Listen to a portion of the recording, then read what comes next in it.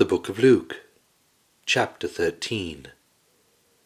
Now there were some present at the same time who told him about the Galileans whose blood Pilate had mixed with their sacrifices. Jesus answered them, "Do you think that these Galileans were worse sinners than all the other Galileans, because they suffered such things? I tell you no. But unless you repent, you will all perish in the same way. Or those 18, on whom the tower in Siloam fell and killed them. Do you think that they were worse offenders than all the men who dwell in Jerusalem? I tell you no. But unless you repent, you will all perish in the same way." He spoke this parable. A certain man had a fig tree planted in his vineyard, and he came seeking fruit on it and found none.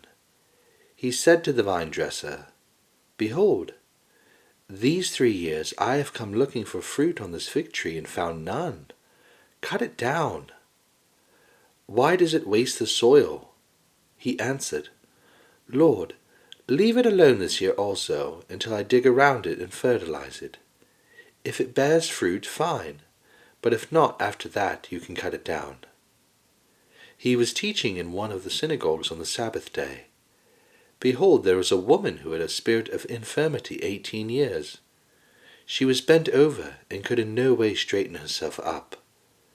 When Jesus saw her, he called her and said to her, "Woman, you are freed from your infirmity." He laid his hands on her, and immediately she stood up straight and glorified God. The ruler of the synagogue, being indignant because Jesus had healed on the Sabbath, said to the multitude, "There are 6 days in which men ought to work. Therefore, come on those days and be healed, and not on the Sabbath day."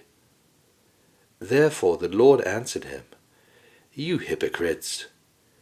Doesn't each one of you free his ox or his donkey from the stall on the Sabbath, and lead him away to water? Ought not this woman, being a daughter of Abraham, whom Satan had bound 18 long years, be freed from this bondage on the Sabbath day?" As he said these things, all his adversaries were disappointed, and all the multitude rejoiced for all the glorious things that were done by him. He said, "What is God's kingdom like? To what shall I compare it? It is like a grain of mustard seed, which a man took and put in his own garden.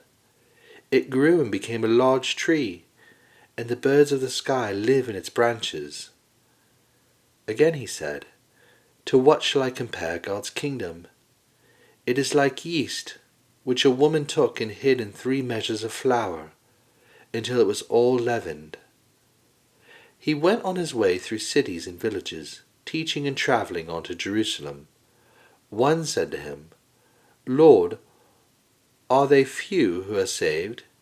He said to them, "Strive to enter in by the narrow door.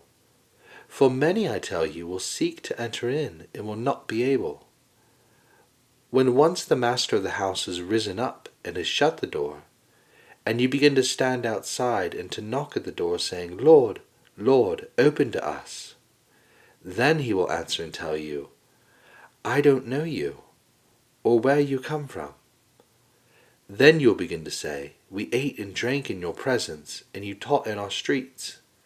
He will say, 'I tell you, I don't know where you come from. Depart from me, all you workers of iniquity.'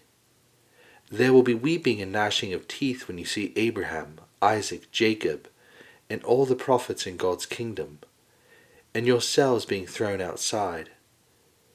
They will come from the east, west, north, and south, and will sit down in God's kingdom. Behold, there are some who are last who will be first, and there are some who are first who will be last." On that day some Pharisees came saying to him, "Get out of here and go away, for Herod wants to kill you." He said to them, "Go and tell that fox, behold, I cast out demons and perform cures today and tomorrow, and the 3rd day I complete my mission. Nevertheless, I must go on my way today and tomorrow and the next day, for it can't be that a prophet would perish outside of Jerusalem."